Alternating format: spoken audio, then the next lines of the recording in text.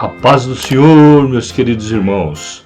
Antes de iniciarmos a nossa lição de hoje, inscreva-se no canal, ative o sininho, curta o vídeo e compartilhe com seus amigos e irmãos da igreja.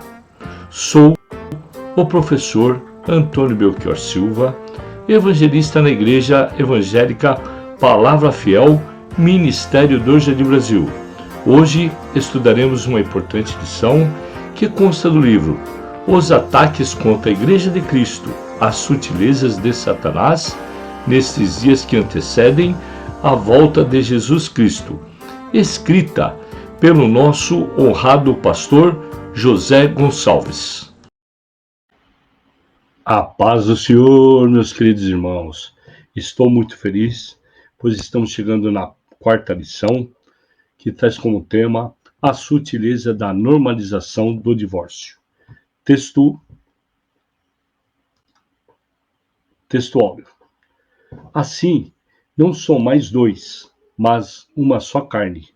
Portanto, o que Deus ajuntou, não separe um homem. Mateus 19, 6. Nossa verdade prática, ou padrão bíblico para o casamento, é que ele seja heterossexual, monogâmico e indissolúvel. Nossa leitura bíblica em classe consta de Mateus 19, de 1 a 6. E aconteceu que, concluindo Jesus esse discurso, saiu da Galiléia e dirigiu-se aos confins da Judéia, para além do Jordão. E seguiram-no muitas gentes e curou-as ali. Então chegaram ao pé dele os fariseus, tentando e dizendo-lhe: é lícito ao homem repudiar sua mulher por qualquer motivo? Ele, porém, respondendo, disse-lhes: não tendes lido que no princípio o Criador os fez macho e fêmea? E disse: portanto, deixará o homem pai e mãe e se unirá à sua mulher, e serão mais numa só carne. Assim, não são mais dois, mas uma só carne. Portanto, o que Deus ajuntou, não separe o homem. Disseram-lhes eles: então, por que mandou Moisés dar-lhe carta de divórcio e repudiá-la? Disse-lhes ele: Moisés, por causa da dureza do vosso coração, vos permitiu repudiar vossa mulher, mas ao princípio não foi assim. Objetivos da lição. A cada tópico, o primeiro é expor o divórcio no contexto bíblico. 2. Pontuar os aspectos legal e moral do divórcio. E, por fim, refletir a respeito da prática pastoral com pessoas em situação de divórcio.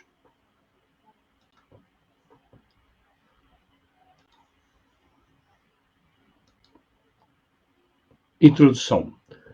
O divórcio é entendido como um ato por meio do qual o casamento é dissolvido.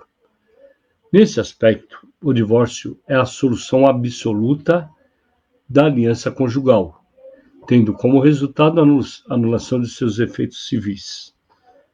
Dependendo da cultura, dos pressupostos religiosos praticados e da motivação que levou à ruptura do casamento, a prática do divórcio pode permitir aos cônjuges contrair o novo casamento ou não. A lição de hoje fará uma análise sobre o divórcio no contexto das culturas bíblicas e contemporânea, devido à tendência contemporânea de vulgarizar o divórcio, tornando-o banal e normal. Apresente tomará como padrão aquilo que as escrituras sagradas ensinam sobre esse assunto. Também se orientará por aquilo que o nosso documento confessional, a Declaração de Fé, ensina e orienta sobre o divórcio. Primeiro tópico: o divórcio no contexto bíblico. Nosso subtópico 1, o divórcio no contexto do Antigo Testamento. Meus queridos irmãos, aqui na Antiga Aliança, o plano de Deus para a raça humana é que o casamento fosse monogâmico e vitalício. Gênesis 1, 27 e 28. 2, 22 e 25. O profeta Malaquias afirmou que Deus odeia o divórcio. Malaquias 2,16. Contudo, em certos casos, o divórcio era visto, em outros, aparece como uma permissão. Em Deuteronômio 24:4, o texto afirma que uma das condições para o divórcio era o marido encontrar coisa feia na esposa. A expressão hebraica Erhat Daban, traduzida como coisa feia, possui o sentido de nudez ou coisa vergonhosa. O texto não especifica o que significa essa expressão. Isso deu margem para uma série de debates pelas escolas rabínicas que a interpretavam de diferentes modos. No entanto, fica claro que não se tratava do adultério, que no tempo de Moisés era repudiado com a morte. Fica claro também que, após o divórcio, a mulher poderia se casar com outro homem e que, nesse caso, não estaria cometendo adultério. Em outras palavras, em tal circunstância, o seu segundo casamento era legítimo, mas seu primeiro marido, de quem ela havia se divorciado, não poderia se casar novamente com ela.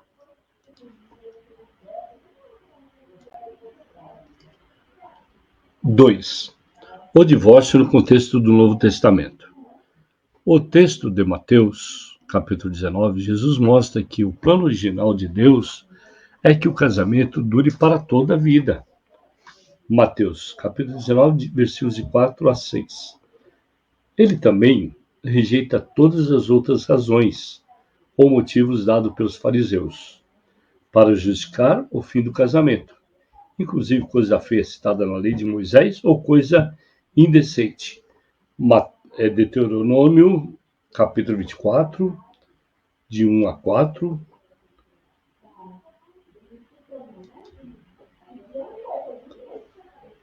Segundo tópico: a sutileza da normalização do divórcio.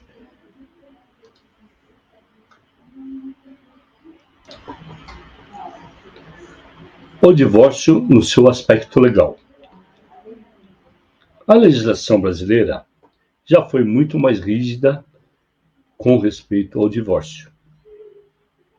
Contudo, nas décadas, as razões que justificam o divórcio podem ser várias. A partir da Constituição de 1988, passou-se a permitir divorciar-se e recasar quantas vezes fosse preciso. No aspecto legal, a legislação brasileira é muito fácil alguém se divorciar e se casar novamente.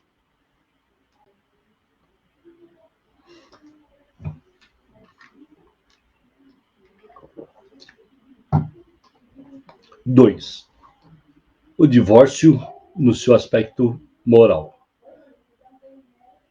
Além do aspecto legal do divórcio com os cristãos, necessitamos saber do seu aspecto moral.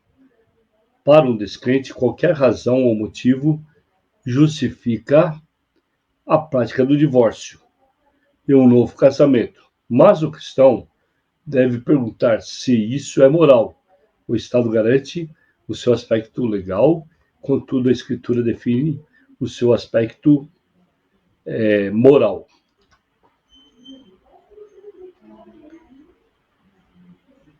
Trocar a esposa por uma mais jovem ou abandonar o marido por um mais rico e famoso, são práticas normais no mundo em que contam com o amparo legal do Estado. Contudo, isso é moral para o cristão?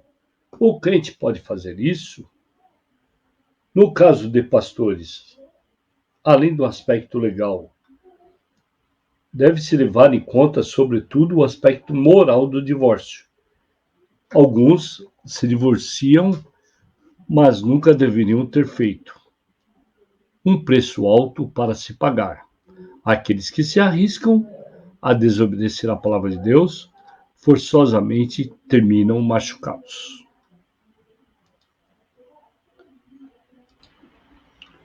O divórcio é a prática pastoral. 1. A pessoa do divorciado. Ou a divorciado, a divorciada, é uma pessoa e como tal, deve ser vista. Quem passou por um processo de divórcio sabe o quão dramático isto é. Sentimentos de rejeição, medo e abandono muitas vezes continuam presentes na vida de quem passou por uma separação. Isso fica mais complexo quando há filhos gerados no relacionamento. A alienação parental é uma tentação, mas nunca a forma mais adequada a ser buscada. Divorciados devem obter aconselhamento pastoral e, concomitantemente, o acompanhamento psicológico não deve ser negligenciado.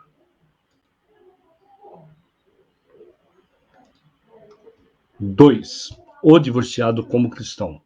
Outra coisa acerca de quem passou por um processo de divórcio diz respeito à sua condição de membro da igreja. Talvez esse seja um dos principais desafios pastorais da atualidade. Os pastores são desafiados dia a dia a tratar essa questão. Os casos de divórcio se multiplicam e as razões que os motivaram nem sempre são bíblicas. Cada situação deve ser analisada com cuidado, de forma que o divorciado não deixe de ser visto como alguém amado por Deus, contudo que esse amor não sirva de justificativa para anular a justiça de Deus, que exige uma vida que se orienta por sua palavra.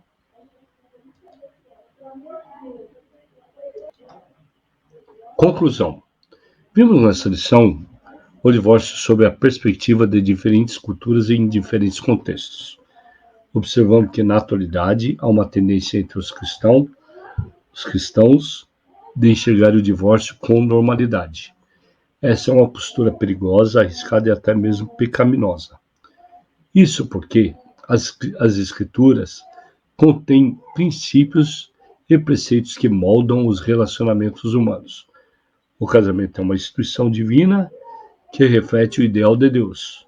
Portanto, e devido toda a condição de pecadores, o divórcio deve ser visto como uma anormalidade desse ideal divino. Revisando o conteúdo. Qual era o plano de Deus na antiga aliança em relação ao casamento? Qual é o plano original de Deus para o casamento em Mateus 19? Quais são os dois aspectos do divórcio tratado na lição? Quais são os dois aspectos do divórcio que envolvem a prática pastoral? O que as Escrituras contêm a respeito dos relacionamentos? Vocabulário. Alienação parental. Processo em que a criança ou adolescente é induzida, mediante diferentes formas e estratégias de atuação, a destruir os seus vínculos afetivos com um dos genitores, pai ou mãe. Finalmente, chegamos à nossa quarta lição. Foi uma lição maravilhosa e eu desejo a todos um forte abraço um bom estudo no domingo e que todos fiquem com Deus e até uma próxima aula.